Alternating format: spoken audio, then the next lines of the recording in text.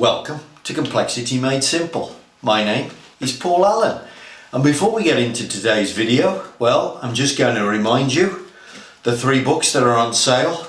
Drink tea and read the paper. If you're a green belt and a black belt and you want simple instruction on how to apply your skill, design of experiments for 21st century engineers, and finally a statistical process control for small batch production. They are all available from lulu.com and the links are in the video below. Welcome to Complexity Made Simple. My name is Paul Allen, and the subject of today's video, well, we're going to go back, we're going to look at a case study, and we're going to look at a case study which is to do with measurement system analysis. So we're going to do an MSA. I've done these before, but this was a great little case study that's come up. Basically, measurement system analysis. So we're going to take a look. It's a little case study. It's very simple, but very unusual. And that's the reason why I wanted to show it to you. Normally when we do these things, we do examples, we show you tools, we show you MSA, we always show you the simple version. We always show you the straightforward version, the one that works as it was meant to, as it was published. But of course, you learn so much more when a problem comes at you that's not like that. And this is a good example. So we're going to take a look at an MSA. It's a little case study. I got this email just before the weekend. I've sent some answers to the client, but as soon as I saw it, I thought, great opportunity to do a case study, great opportunity to do a little video and learn some more about MSA for measurable data. So this is measurable data. So let's take a look at the email first of all that I received about this particular issue. Okay, so here's the email. I've just pasted it into Word so that you don't see the client, etc. But here's the email, and it just says, look, afternoon Paul, wonder if you could help me with this MSA that I've done on a moisture reader. So just to be clear, this company they make material, they weave material, and they give it special finishes.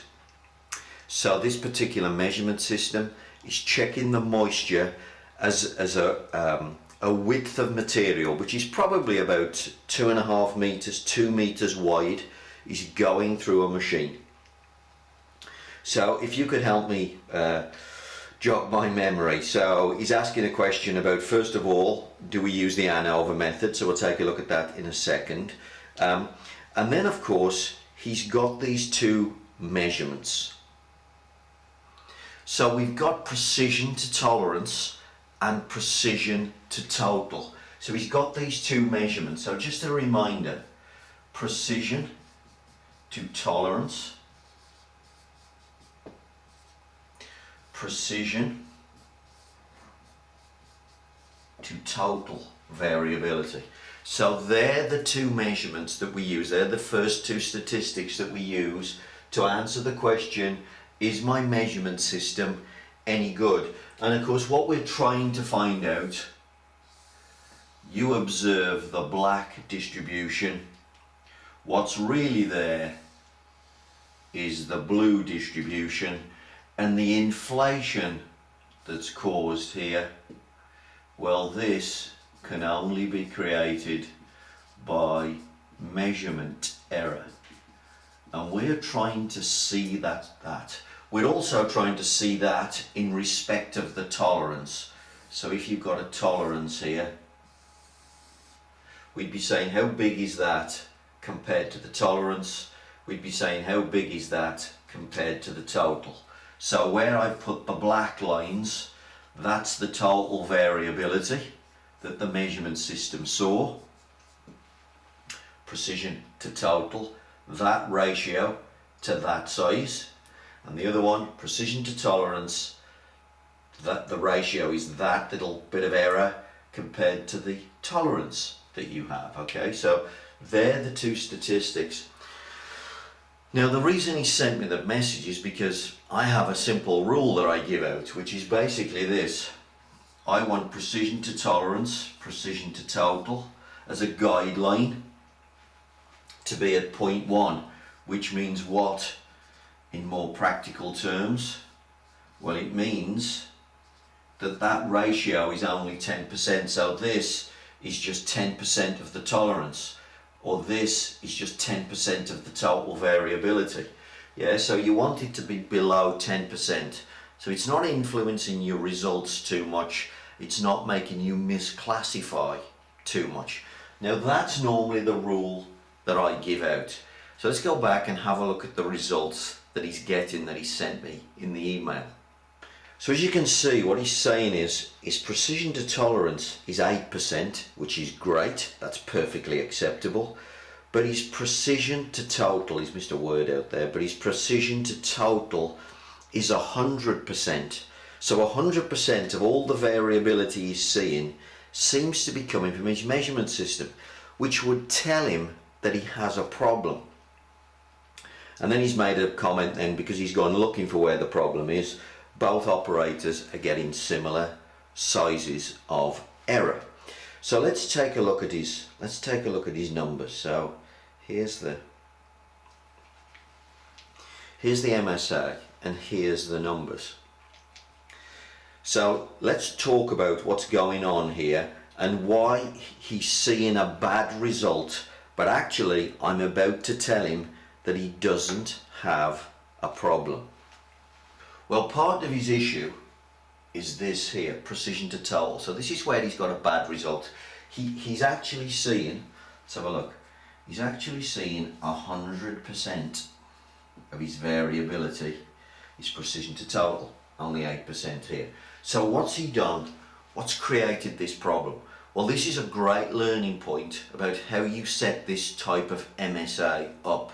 So one of the things you have to do, because you are going to reference the measurement error against the total variability that is in your process, one of the things you have to make sure you do is you have to show the mathematics the total variability. Now if you look back at his results here, you will notice there's very little variability in his results. So he's got I think he's got five pieces. So he's got 5 pieces. There's very little variability. They're all at 1.2 basically. Occasionally a result goes to 1.3, occasionally a result goes to 1.1.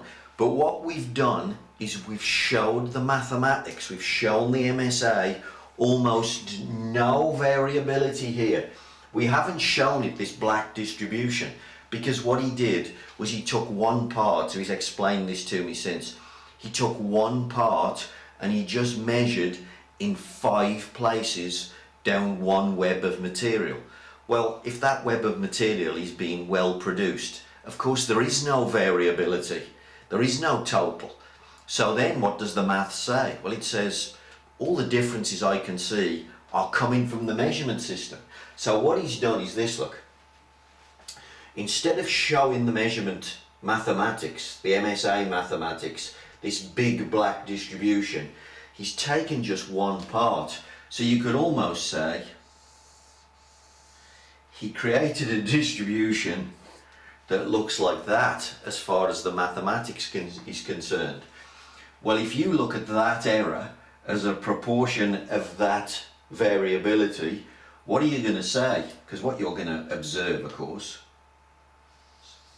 let's put the measurement error over the top, trying to keep these in proportion. There's the measurement error added onto the results. Well, what do you see when you look at that mathematically? To be honest, what do you see when you look at it pictorially?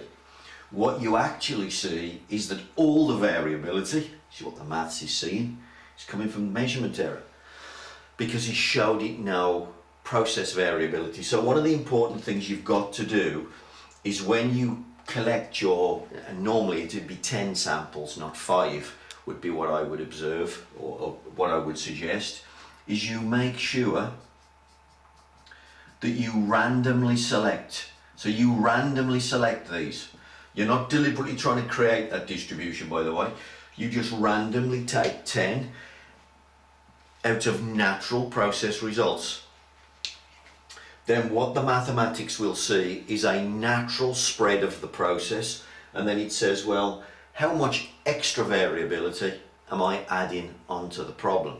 So what he's done, he's shown it no variability in the parts. Therefore this looks terrible, because of course the only thing the maths can see is variability that's coming from the measurement system, and then he tells him that 100%. Now what I've sent back to him, I said, look, this measurement system is perfectly okay. So let me go through the logic of why I said this measurement system is perfectly okay. So we're going to take a look. We're going to take a look at some diagrams now, and I'll show you probably the point of doing an MSA, when I wouldn't do an MSA, when an MSA would give me a bad result and I wouldn't care, because there's times when you get a bad result and it doesn't matter. So let's take a look at a diagram that made me say everything's okay. Okay, so there's the data, look, and just a little reminder, look, everything's at 1.2. There's no variability in the parts, and bear in mind, look at his spec, 4 to 0.5. So he's got a spec which is 3.5 units wide. I'm not sure what these units are, by the way. It could be percentage moisture. But he's got a full spec of 3.5, and all we are seeing is parts which are 0.1 difference. There's literally no variability in them. But anyway, so let me show you the diagram that SPCXL has created here. And it's this one, look. So, not this one, this one. The misclassification rate. So part of the reason why I told him that this measurement system is perfectly okay is because it's in no danger of making any errors whatsoever, given the data that he's given me, okay, given the data that he's used. So let's talk about what this says. Let's go back to the whiteboard and let's have a look at what this is telling us. Okay, so if you look at that diagram, basically that distribution goes nowhere near the specs. The specs, by the way, with the red line, so you can see the red lines on this diagram, that's the specification limit. So when you've got this situation, look, let's put specs on here. So let's say you've got specifications here, and let's say this is what's really happened. So you really do have a lot of measurement error and very little product error. So let's get a more reasonable result to think about. So let's say you had a result which was 0.5, which would be 50%. 50% of all the variability you're seeing is coming from your measurement system. This would be telling you that your measurement system is making your results look twice as variable as they really are. Yeah, so it's making this blue distribution look twice as wide as it really is. Now, if normally you'd say that means your measurement system is no good, but look here, it's making error in terms of it doesn't quite know where you are. So it doesn't know where you are here. The error will be moving these results backwards and forwards. But if you look at that, is it causing you any grief? Well, no. If a result landed there, for example, would that be a good signal that something important is happening to your process? Would it make you investigate? Well, yes, of course it would. Now, would the measurement system do that randomly? No, it wouldn't do that randomly. It would only do that when your process has genuinely moved all the way towards this tolerance. So it's not giving you inappropriate signals. Would it think one of these is a reject when it really isn't a reject? In other words, would it misclassify? No, it wouldn't. So it's not misclassifying. It's not giving you spurious signals. It will see a problem if a problem exists. in which case this is a measurement system that's perfectly okay. And it goes to the heart for me of when MSA is really, really needed. I know that what you're doing MSA to follow some rules. So you've probably got, things like PPAP to worry about, etc. So, new product introduction type processes. And as part of that, often MSA is built in, maybe your ISO 9000 might call for it, and it's kind of built in. And of course it gives you the rules, and if you don't pass the rules, you're supposed to do something about it. But the point is this: is it causing you a problem? If you had this problem, look, there's your tolerance. The black distribution is what you're seeing, but the blue distribution is really what's there. Well, what's that causing you? It's causing you defects that aren't true. So it's causing misclassification problems. That's a problem. The other thing it might do is, given the amount of error, if you genuinely had a defect here, it could swing the defect inside the tolerance and get you to send that defect to your customer. That's high risk. A measurement error where you have low capability, and this is the point, MSA is really important when you have poor CPK. If you don't have poor CPK, and if we go back and we look at what's on that screen, for example, the distribution there is telling me he doesn't have poor CPK, then you would need to consider your MSA and look at these results if they're giving you a problem, because they would be giving you a problem. They'd be giving you defects that aren't really there. But actually he's got such a tight tolerance, such a tight distribution rather, it's not causing him any grief. Well, okay, now you say he picked the sample wrong. He didn't pick the sample right. Well, if he went back and picked the sample, wouldn't that give him a problem? Well, no, because if he went and chose the sample correctly, of course what would happen is the total variability would get much bigger. This error wouldn't change. All that would happen is that this calculation would be made with a bigger total. So as the total gets bigger, this number will get smaller, because this error is not changing.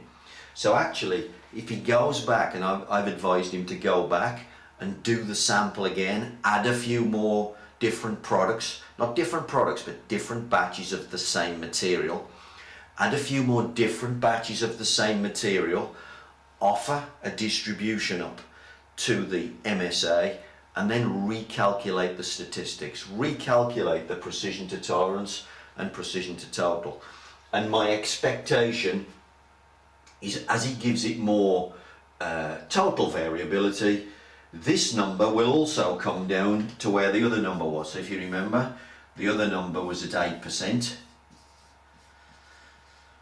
Precision to tolerance was at 8%. As he shows it more variability, this number will come down to close to probably 8%, and you won't have a problem. So I don't expect this measurement system to actually have a problem, and actually it's not giving him any grief. But it's a great learning point. Make sure you offer a proper sample size, but also use your common sense. Is your measurement system giving you any grief? If the answer's no, then react to the MSA results appropriately. Don't give yourself a huge measurement problem when actually it's not causing you a practical problem out in manufacturing. I know that you're following PPAP and what's the other one? APQP rules, and there's rules to be followed. That's fine, but let's keep our head here.